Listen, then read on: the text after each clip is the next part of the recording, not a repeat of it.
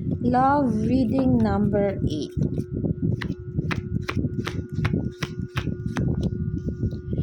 Sabi dito sa card, guidance with the universe. Sabi dito sa cards na nung umpisa, naging masaya daw kayo. Nung umpisa, parang nakatadhana, parang feeling nyo, again, all odds kayo, pero napagtagumpayan nyo daw po yun. No? These cards showing na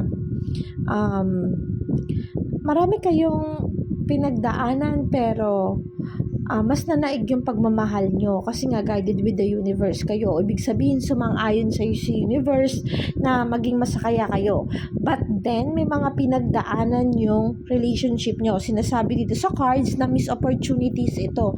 At kung ano yung masaya na nasimulan ninyo nung una, kabaliktaran ang nangyari. Gumuho yung mundo nyo or bumaliktad kung gaano kayo kasaya, ganun na rin kalungkot yung pinagdadaanan nyo sa ngayon. Sabi dito sa cards na walan daw ng solusyon yung mga problema or hindi na ginawa ng aksyon para maging maayos yung takbo ng relationship nyo.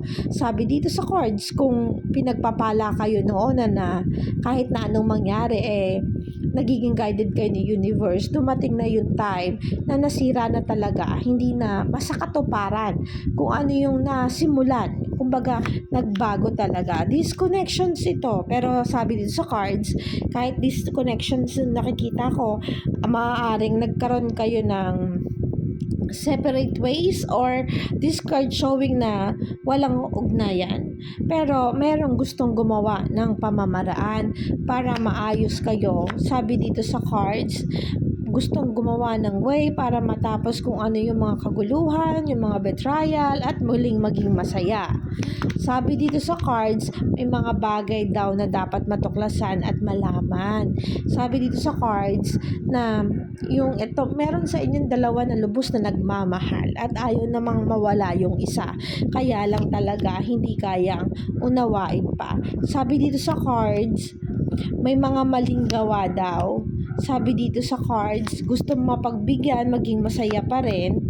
Pero, you need to be careful kung ano na yung umiikot dun sa relationship ninyo. Sabi dito kasi sa cards, na pilit mong aayusin kung ano yung takbo ng relationship. Maayos pa, magawan pa ng pamamaraan. Kaya lang kasi merong mga problema, merong kang dapat na matuklasan. Sabi dito sa cards, yung mga bagay na hindi dapat. Kumbaga, naliligaw ng landas yung partner mo po. This card showing betrayal. No, habang ikaw ay inaayos mo yung mga kaguluhan, meron namang ayaw umayos din. No, kumbaga meron sa inyong dalawa o yung partner mo, ayaw niya makipag-cooperate kasi nga nagne-negative na siya, hindi na siya masaya sa takbo ng relationship ninyo.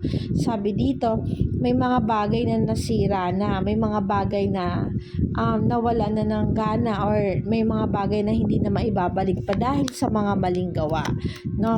Sabi dito sa cards na nakikita ko dito, naramdaman mo naman yung totoong pagmamahal dun sa partner mo. Sabi dito sa judgment, kahit sa maikling paraan, pero nakita ko dito na puno, na loaded. Ibig sabihin, isa sa inyo, yung kinikim-kim lang yung sama ng loob hanggang sa pumuno o sumabog. Kaya nagkaroon ng malaking distraction sa inyong dalawa.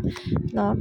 Sabi dito, huwag kang mag-alala kung ano man yung mga naging problema ninyo, matatapos yan. Yung mga maling gawa, matatapos yan. Nakikita ko, ma-overcome nyo yung pain at magkakaroon pa rin naman ng connections ulit, no? Sinasabi dito, magkakaroon ng pagkakaunawaan kahit na may mga maling gawa. Yung conflict na kinakaharap nyo matatapos yan. Magkakabalikan pa rin kayo. Sabi dito sa cards, yung stagnant, dahang man kasi ito. Kung naka-stagnant kasi isang sitwasyon, maaari kung may conflict kayo, may disconnections kayong dalawa. Katulad sa unang cards na nakita, disconnections kasi yon, ibig sabihin matatapos yan. Magkakaroon pa rin kayo ng connections nitong dalawa. Magiging okay pa rin kayo, matatapos yung kaguluhan ninyo, makakapag-usap pa rin kayo. Ayun nga lang, kailangan alamin mo kung ano yung tumatakbo, bakit lalong gumugulo yung sitwasyon ninyo, kasi nakikita ko may mga betrayal. Maaaring maligaw ng landas yung partner mo, maaaring nagkakagusto na siya sa iba, pero mas matindi pa rin yung pagmamahal niya sa'yo at maaaring maagapan pa yun. Hindi pa to mawawala. Nakikita ko babalik pa rin naman siya sa'yo.